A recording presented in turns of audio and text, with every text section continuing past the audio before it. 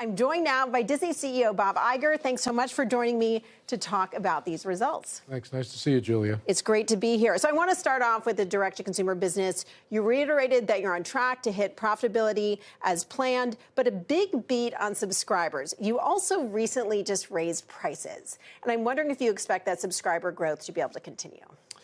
Well, we do expect subscriber growth to continue, but we're mostly focused now on delivering profitability by the end of fiscal 24. We had a great quarter, as you just noted, adding 7 million core Disney Plus subs. That was really the result of great content, particularly 3 strong movies, Guardians of the Galaxy 3, Elemental, and Little Mermaid. Disney Plus is proving to be extremely popular and in demand, and we feel very bullish about its future. So what does the future of your streaming bundle look like, especially given the fact that you're about to, or you're in the process of buying out the remainder of Hulu that Comcast, CNBC's parent company, currently owns? And how much do you expect to have to pay over that base level that you already negotiated for that remainder of Hulu? Well, first of all, as you know, there's a floor price, which is obviously public, stated.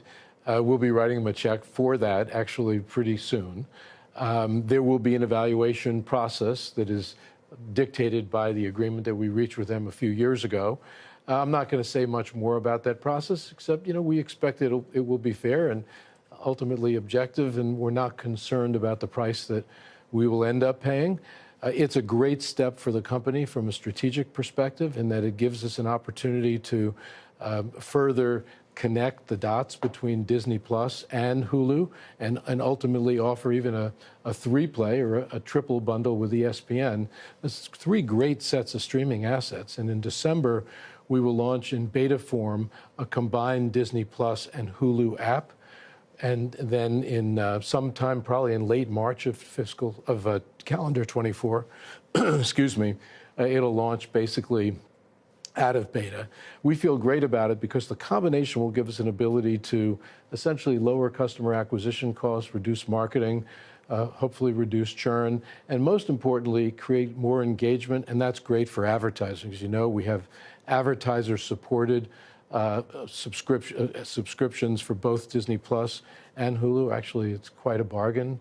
You'll be able to, if you're a Disney Plus subscriber, you'll be able to upsell to Hulu for $2 more with advertising and vice versa for Disney Plus. So this is all a great step for us. And it seems like there's a big pressure, not a big push, not just from Disney, but from these other streamers as well, to really push subscribers to the ad-supported version of their services. How important is ad-supported going to be? And what kind of growth are you seeing in streaming advertising versus linear advertising? Because we've seen, and even in this quarter, linear advertising is really struggling.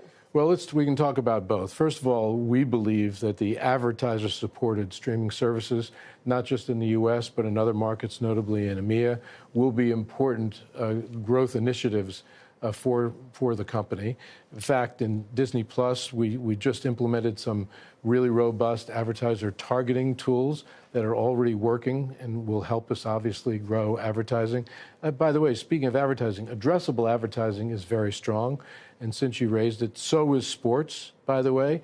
I would say in linear, it's actually a little bit better than it had been. Overall, we've seen some improvement in general in advertising. It doesn't mean we don't have more improvement ahead. We actually believe we do. But for instance, technology sector has been a bit soft, but advertising looms large for us. And the combination of Hulu and Disney Plus advertiser-supported is a great opportunity for us to grow the advertiser-supported side of our streaming business. And just to make sure to really hit the point on the linear business, you're seeing a strengthening market there, or what's your outlook for Q4? Linear is better than many people assumed it would be, actually. It doesn't mean it's great, but we've seen some improvement.